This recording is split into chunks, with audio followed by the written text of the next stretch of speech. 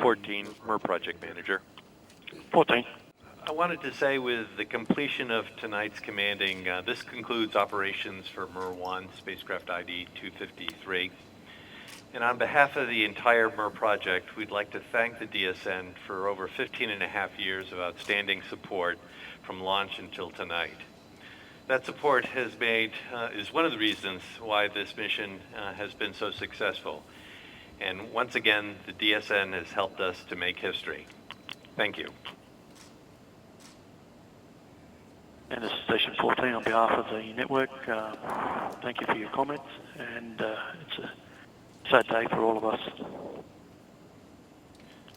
14, you are released. And 14 copies. MER project off the net.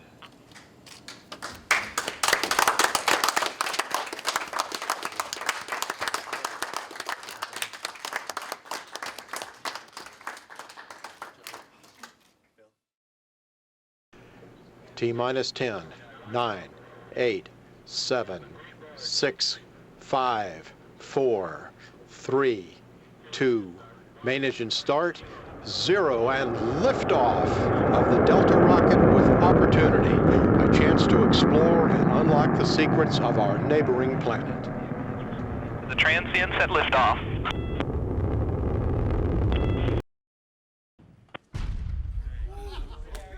We're getting a bounce signal. We're getting a bounce signal.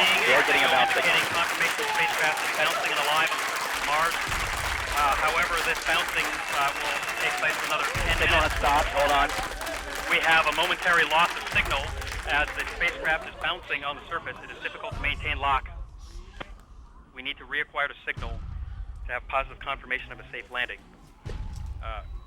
As the spacecraft is bouncing on the surface of Mars and rolling around, the antenna is pointed in many different orientations. We're seeing it on the LTP.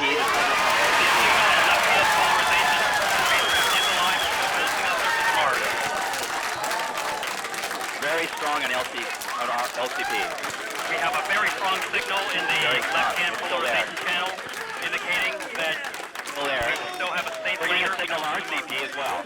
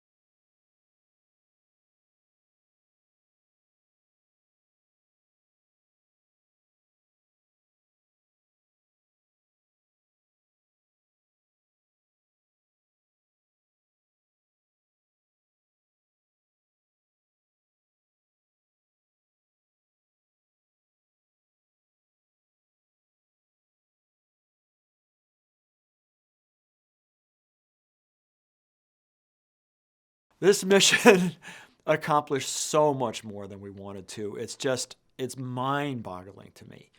I mean, if you had told me around the time we landed that Spirit and Opportunity were going to each accomplish 1/4 or 1/10 of what they ultimately did, I would have been thrilled. It went, and it's because of the longevity of the vehicles. You know, Spirit lasted 6 some odd years, Opportunity 14 and a half, when we were designing them for 90 days.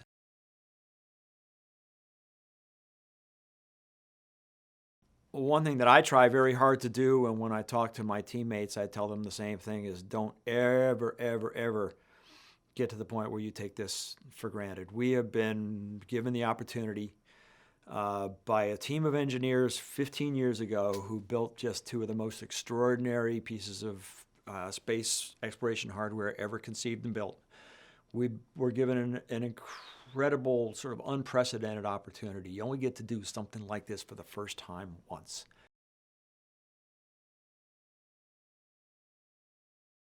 We're sad to say goodbye, but we have to remember all the magnificent time that we had with this great explorer on the surface of Mars, much more than we thought we ever would have with it. I mean, we were excited by 90 days, and 14 and a half years is just almost incomprehensibly remarkable, and how much we have rewritten the Martian history books as a result of those 14 and a half years of fantastic exploration.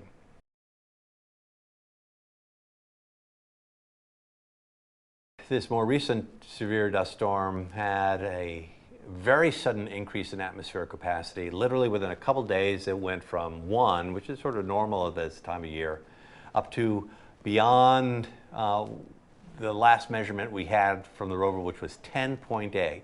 That was a historic high measurement. Never before has any observation of Mars shown an atmospheric capacity that high. That is truly dead of night during the day for the rover. And so the rover couldn't generate any energy with that. And so we saw the rover just shut down. And there was nothing we could do at that point because it didn't have power to keep going. And we just had to wait. And that's what we did do, is wait and wait and wait.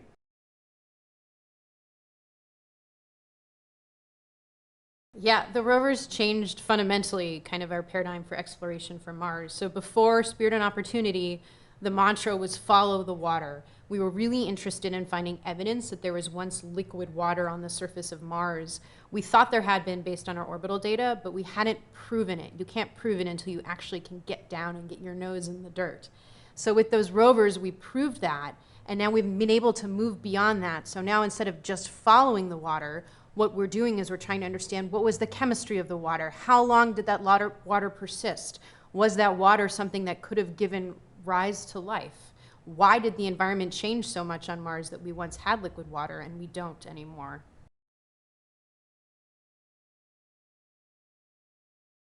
Opportunity in particular is a really special rover for me. I was actually a high school student when Opportunity landed, and I had this incredible opportunity to come to JPL as part of an outreach program run by the Planetary Society to be in the room with the scientists when Opportunity landed on Mars. And so I was in the room when Opportunity sent back that first picture from Eagle Crater, and that night is like burned in my brain. I will never forget it. It was such a dramatic image of Mars, and it was so different than any images we've seen before.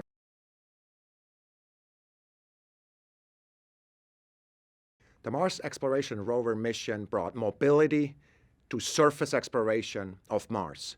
That's a huge concept, and it's something that we're using all the time now, even with Curiosity, and then again with Mars 2020, and also with human exploration and robotic exploration of other surfaces, such as the Moon.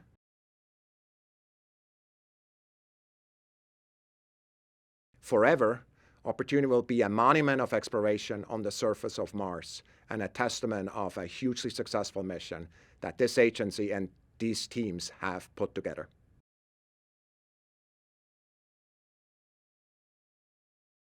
Remember, at the time, back in the early 2000s, we didn't know for sure whether Mars had had significant water standing out on the surface in its ancient past. Spirit and Opportunity helped us prove that. They found evidence through the discovery of things like the hematite blueberries, the sulfates on the other side of the plant that Spirit was able to locate, that were all indicative of minerals and geological processes that result from long-term exposure to water. So that helped nail down the theory and really confirm the idea that the possibility of lakes, ponds, oceans on the surface of Mars was a very realistic potential.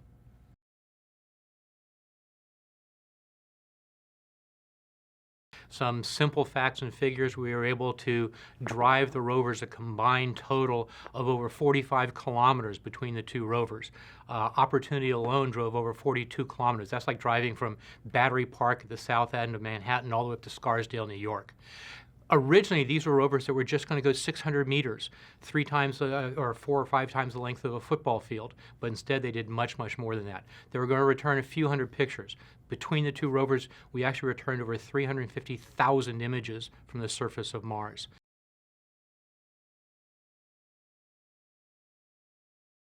It made Mars real.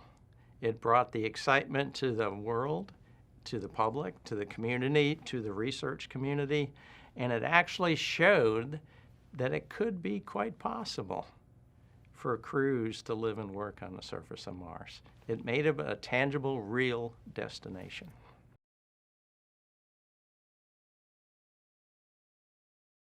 It taught us how to do surface operations. It taught us how to read the terrain and navigate and plot a safe path from one point to another. We did not know how to do those. It was all speculative, but until we got down onto the surface and into the terrain and actually experienced it, we were hoping for 90 days. We got 15 years almost out of it. It provided the foundation for what we do on Mars with our rovers today.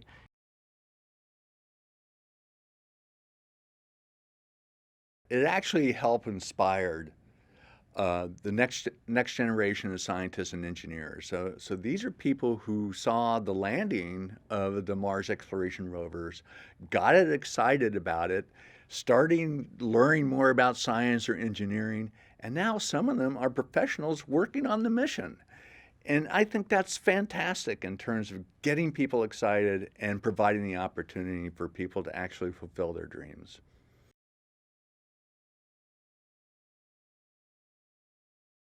It really helped us figure out how to explore in the future. So the interplay between the rover operating and what it's finding, comparing to orbital data that you're getting, orbital data inform you what would be the next best target and that sort of thing, that really helps set the stage for how we would do future exploration.